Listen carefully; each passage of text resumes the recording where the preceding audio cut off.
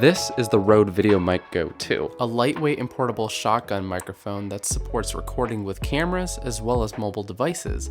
It has a 3.5mm TRS output as well as a digital USB-C output, which is compatible with most devices and computers. With its highly directional polar pattern, it's great for picking up audio coming from directly in front of it and eliminating unwanted sources. Not to be confused with the RØDE Wireless GO II, one of the first reviews I actually made for MakeUseOf.com, and that's what's going to make this video pretty fun and special for me. I made that about a year ago, and it was one of the first videos I made with Make Use Of. In fact, I've been using the RØDE Wireless GO II for the majority of my videos since getting it. I've been using it for basically all these Make Use Of videos, all my wedding videos, and all my other client videos and projects.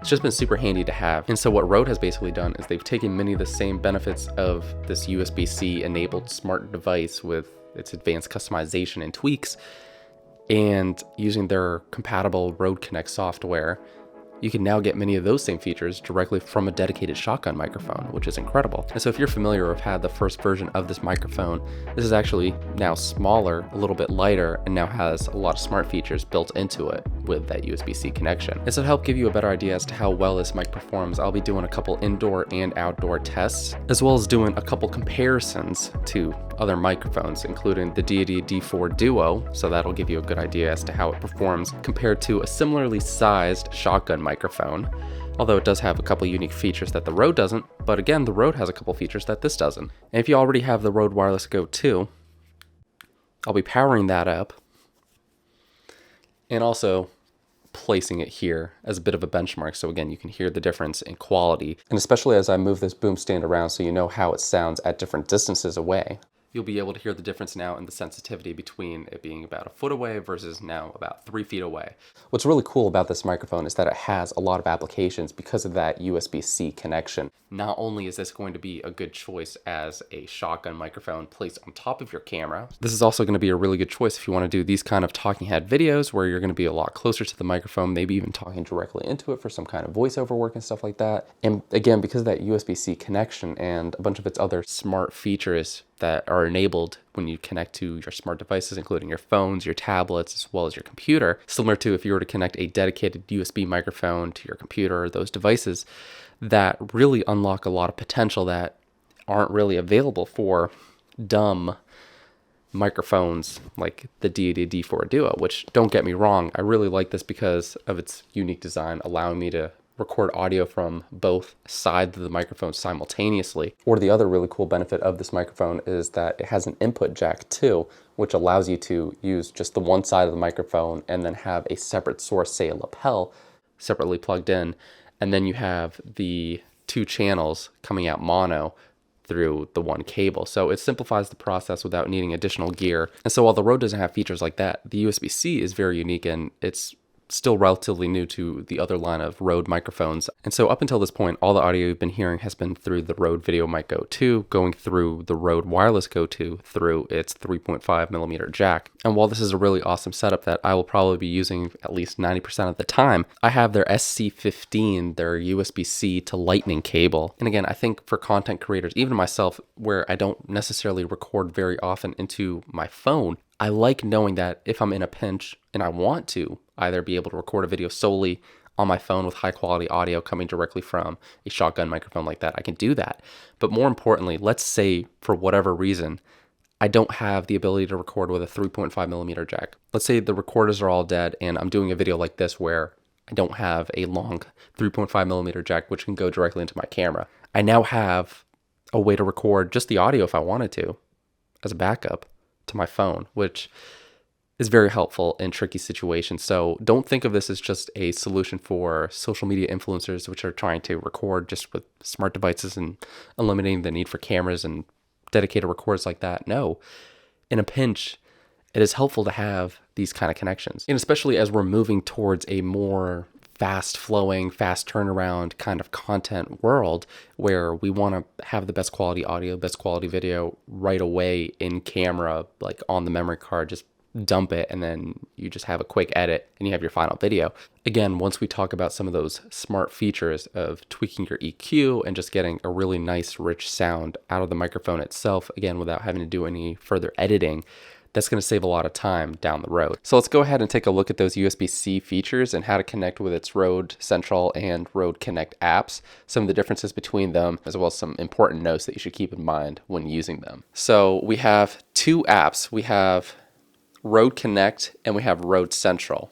So in Rode Central, it does have a few of the main settings that control the microphone. You also notice that the firmware is 1.03. But similar to the Rode Wireless Go 2, there is a good chance that we'll see new updates with future firmware software. But aside from that, you actually don't really need to mess with Rode Central here. So we'll go ahead and we'll switch to Rode Connect. This is basically their all-in-one podcast solution, but you can also just do regular recordings like we're doing right now through this app. You'll see that the microphone is already being picked up and we have its audio levels on the left-hand side here. But before doing that, if you haven't done this before, you'll actually see the Rode VideoMic GO II at the bottom of your screen in the setup wizard. You can see where I have the Rode Wireless Go 2's receiver as one channel, so I've paired that before. So under channel 2, again, we're just going to drag the VideoMic GO II back up there. And the other cool thing again is once you enter this world of Rode products, any of their compatible USB-C microphones, you can add up to 4 of them here. So I can add my Wireless Go 2, I can add any of my NTG microphones, I can add this VideoMic GO 2, and an additional microphone as well for up to 4 connections. So we're going to hit next. If your available virtual channels are at the bottom there, you're just going to be dragging them up to the top, and then you're going to hit finish. Now we're going to be plugging in our headphones for monitoring. The other cool thing I want to note when you're monitoring your audio through the Rode VideoMic GO II is some of the settings that you have on your MacBook or your Mac. You have the options at the top, and so I have the output set for the VideoMic GO II. So it's actually taking the audio, all the audio from my computer, taking it through the USB-C cable, and I'm hearing it in real time out through the VideoMic GO II. And so, for example, if we go and play a video, I'm hearing it through the headphones, which again are connected to the microphone. So again, this is really cool. Whether you're live streaming or anything like that, you can actually hear the audio for your entire system, as well as your recording in real time with 0 latency. So on our main screen, we have our virtual mixer, which includes our system, our virtual audio. And if we're using any sounds like our applause, we can adjust those individually. And again, one of the really cool things is this is basically an all-in-one podcasting solution, very similar to their Rodecaster Pro, but now it's just on your screen. Clicking on the icon 2, which is channel 2 for the VideoMic GO II, we have all these additional settings here. So we have our levels, so we can adjust those directly there. You have your high pass filter, 75, 150, and then you have your high frequency boost, which is either enabled or disabled. And then you have noise gate, so we can turn that off. If you're wearing headphones like I am, you might be able to notice that more of the background noise is being picked up right now. And then when we turn that on, it cuts a lot of that out when I stop talking. And there's just ever so slightly, like I can tell when it's doing it, but it's doing a good job without muffling or making my voice sound weird or distorted. We then have our compressor, which we can either turn on or off. And then also very unique is that we have these 2 options at the bottom here that you've been listening to, Exciter and Big Boom. So I'm going to turn them both off just so you can kind of hear what that sounds like. So right now, the audio sounds a little bit more flat as I'm listening to it through my headphones. Exciter is going to be boosting up the high frequencies in my voice. And then Big Bottom is going to be doing the same thing, but for the lower frequencies. And altogether, we now have a much more rich and much more full sound. And again, one of the benefits of using this software and having these tools built into it and getting the source to come out nice and rich like this is that you don't have to do any tweaks in post if you don't want to. So going back to what we were saying at the very beginning of the video, whether you're trying to turn around your content really quickly and you just want to have a good sound right away without needing to do any edits, or you're doing some form of live streaming, whether that's podcasting, gaming, or anything else that you don't have the chance to edit the video or the audio later, this is a great tool for doing so as well. Before continuing with the rest of the review, the other note I want to highlight again is when the software is closed, these settings are not saved on the microphone itself. You do have to have this running. And the same thing goes for if you were using this with your smartphone or your tablet. You need to have Rode Central running because, again, while the microphone is doing all that processing, it needs to have the app telling it what to do. Before we head outside for our vlogging distance and wind test, I'm going to go ahead and give you that comparison to the DD-D4 Duo indoors right now. So we'll be taking the second Rode Wireless Go II off and plugging this in.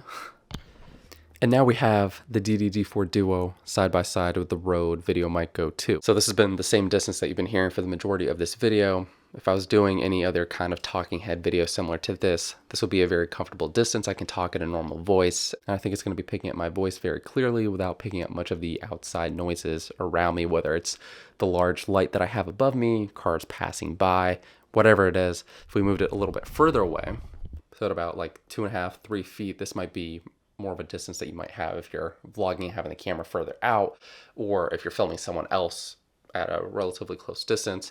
This is what it would sound like without any adjustments in your gain levels. And then lastly, this is about 4 feet away. Generally, if I'm trying to pick up the cleanest audio source from my voice, I definitely wouldn't want the microphones much further away than this. Again, it would probably be closer to right about here that I'd like it. The other thing that makes the Rode setup very unique and very beneficial to vloggers and other people using this microphone in more adventurous or more active scenes is its shock mount.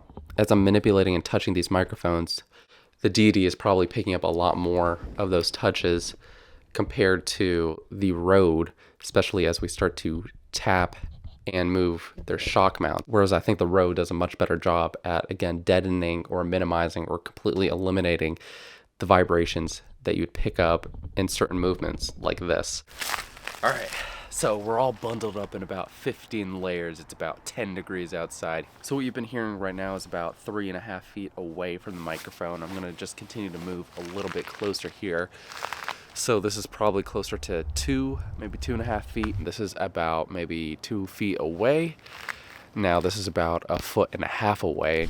I'm actually holding the Rode in hand, and before actually mounting it to the camera, I want to intentionally show you how well its shock mount performs. This is actually one of the best things about Rode microphones. They actually have a really well-designed shock mount that, even as I'm handling it, not very delicately, it does a relatively good job at minimizing the amount of noise and vibrations that it picks up. Bit of a tight angle here, but again, the camera is about 1.5 feet away from me as we make our way down this hill here.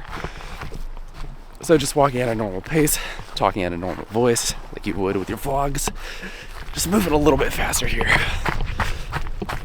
How well is it picking up my voice as I move faster and run and talk a little bit louder?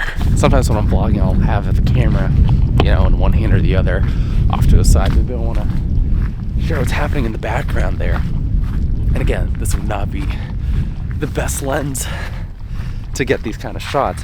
This has been one of the most reliable, most common microphones that you'll see with people vlogging and doing similar setups to this.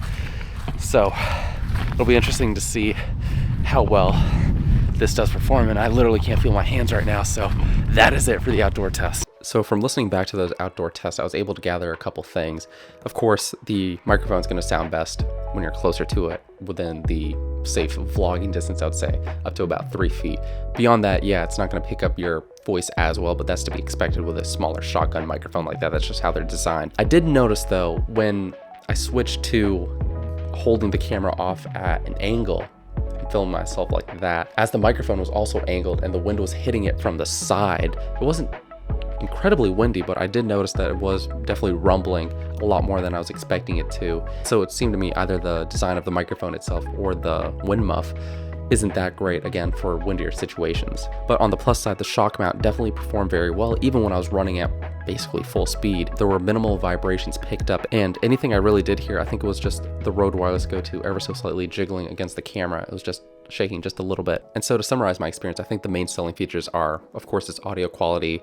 It's really nice and effective shock mount, as well as, of course, that USB-C connection, which again allows you to either monitor your audio while still recording it simultaneously, or to be able to record directly into smart devices which don't have a 3.5mm jack. You have all of that in a very small, compact, and lightweight bundle. So there you have it. Thanks for checking out this video. If you have any questions about the Rode VideoMic GO II or my experience using it with any of their other devices, let us know in the comments down below. We'll be sure to help you out there. And until the next one, we'll catch you later.